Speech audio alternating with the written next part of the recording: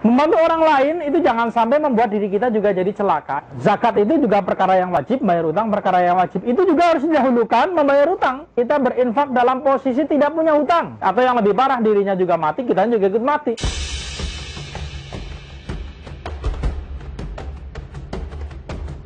Support kita agar channel kita lebih berkembang dengan cara mengklik like, subscribe, dan share agar kita bisa berbagi dengan teman kita yang lain.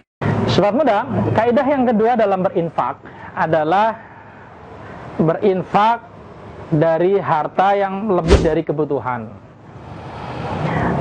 Dalam Al-Quran ini ada pertanyaan, yas'alunaka madza yunfiqun, ya.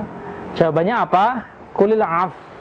Jadi infak itu sebenarnya adalah yang kita infakkan, harta yang kita infakkan adalah harta yang memang sudah melebihi kebutuhan, ya. Ilustrasi sederhananya begini, kita punya penghasilan katakanlah 2 juta, kemudian kita punya kebutuhan-kebutuhan, misalnya ada makan, ada listrik, ada SPP sekolah, ada macam-macam, yang setelah ditotal kira-kira jumlahnya adalah 1.500.000.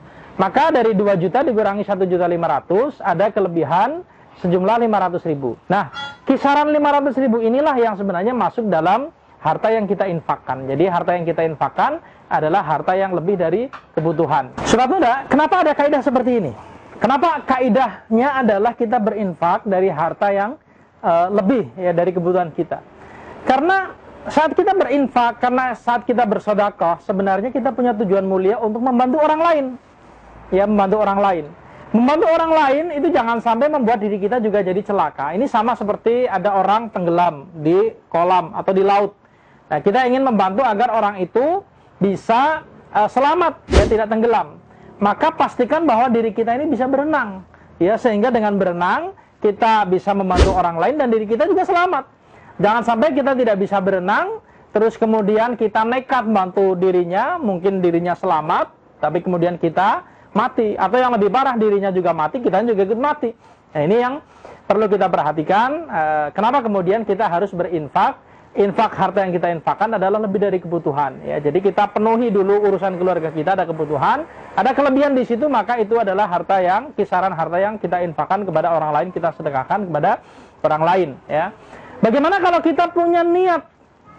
Kita punya niat yang kuat untuk berinfak, bersedekah, tapi kemudian ternyata kita tidak memiliki harta, ya, maka yang bisa kita lakukan adalah kita mencarikan orang lain, teman kita yang memang punya kelebihan, punya kelonggaran, punya kelapangan, kita arahkan mereka ke sana, atau mungkin kita datang ke sana dan kemudian kita sampaikan ada sebagian saudara-saudara kita yang memang membutuhkan pertolongan, membutuhkan perhatian. Jadi ini yang bisa kita lakukan, sama seperti orang tenggelam. Kalau memang kita tidak bisa berenang, jangan memaksakan diri. Kita minta orang lain yang memang bisa berenang untuk kita mintai tolong agar bisa menolong mereka-mereka yang tenggelam. Nah, lalu bagaimana dengan kasus-kasus sebagaimana yang terjadi pada Sayyidina Abu Bakar As-Siddiq? Ya, Sayyidina Abu Bakar As-Siddiq, kemudian ada sahabat yang mulia Sayyidina Umar bin Khattab, ya. Mereka berinfak, infaknya ini banyak sekali, ya. Umar bin Khattab dan Sayyidina Abu Bakar As-Siddiq, mereka senantiasa berada dalam perlombaan amal. Ya, suatu saat Sayyidina Umar sedang tajir melintir, ya. Dia sedang ada kelebihan rezeki. Dan kemudian Rasulullah mengumumkan ada mobilisasi pasukan perang. Dan kemudian karena itu Sayyidina Umar berpikir ini saatnya saya bisa mengalahkan Abu Bakar As-Siddiq, ya. Beliau datang membawa setengah hartanya. Bayangkan, setengah hartanya. Jadi kalau punya tabungan 100 juta, maka yang dibawa oleh Sayyidina Umar itu 50 juta. Ya, banyak sekali. Nah, tetapi kemudian Sayyidina Abu Bakar datang. Sayyidina Abu Bakar As-Siddiq datang kemudian membawa hartanya. Berapa yang dibawa? Semuanya. Semua harta yang ada di tabungannya, semua yang ada di berangkasnya dikeluarkan semuanya, diberikan kepada Rasulullah SAW untuk membiayai pasukan perang. Nah, ini pernah terjadi pada masa Rasulullah, ada seorang sahabat memberikan seluruh hartanya, bukan hanya kelebihannya, seluruh hartanya. Dan ternyata Rasulullah menerima dan tidak mengingkarinya. Artinya apa? Artinya boleh. Artinya boleh. Tetapi sebenarnya model infak Abu Bakar As-Siddiq ini berat. Ya, berat. Dan karena itu para ulama menjelaskan, kalau memang ingin mengikuti, meneladani infak model Umar, infak model Abu Bakar As-Siddiq, ada syarat-syarat yang harus dipenuhi. Ya, di antara syaratnya apa? Yang pertama, dalam kondisi sehat. Jadi infaknya itu dalam kondisi sehat. Jangan sampai kemudian memberikan seluruh hartanya atau setengah hartanya dalam kondisi sakit. Apalagi sakitnya jika sakit yang sekiranya itu mengancam nyawa. Karena sakit sendiri dia punya kebutuhan untuk berobat, ya. Apalagi sekali lagi kalau sakitnya itu akan mengancam nyawa. Kira-kira ini diprediksi sakit ini akan membawa pada kematian. Kira-kira demikian. Maka yang dilakukan itu bukan menginfakkan seluruh hartanya, ya dia harus berwasiat. Ya, kalaupun di antara wasiatnya ada yang ditunjukkan untuk berinfak bersedekah, maksimal itu 1/3. Ya, karena kalau terlalu banyak itu akan merugikan ahli waris. Ya, jangan sampai kemudian kita meninggalkan ahli waris dalam posisi yang lemah. Ya. Jadi yang pertama, kalau kita ingin berinfak, meniru, meneladani Sayyidina Umar, Sayyidina Abu Bakar, memberikan infak setengah atau bahkan seluruh hartanya, yang pertama kita infak dalam kondisi sehat. Kemudian yang kedua sobat muda, ini juga sangat penting kalau kita ingin meneladani infak model Sayyidina Umar, Sayyidina Abu Bakar, adalah kita berinfak dalam posisi tidak punya hutang. Ya, tidak punya hutang. Jangan sampai kita menginfakkan harta sedemikian banyak, sementara urusan hutang ini kita lalaikan, ya, kita lupakan demi mengejar infak yang sedemikian banyak itu, setengah atau bahkan seluruh hartanya. Jadi penting bahwa ketika kita punya harta, ketika kita punya rezeki, di antara hal penting yang harus kita tunaikan adalah membayar hutang. Jadi membayar hutang ini harus kita prioritaskan, dan ini tidak boleh kita tabrakan dengan urusan infak, ya, dengan urusan infak. Harus kita prioritaskan dulu urusan pembayar hutang, ya. Jadi urusan bayar hutang ini harus kita prioritaskan ketika kita punya rezeki, ketika kita punya harta. Dan dibandingkan dengan zakat saja, umpamanya zakat itu juga perkara yang wajib, bayar hutang perkara yang wajib, itu juga harus didahulukan membayar hutang, ya. Jadi dengan urusan yang wajib saja juga harus didahulukan urusan membayar hutang, ya.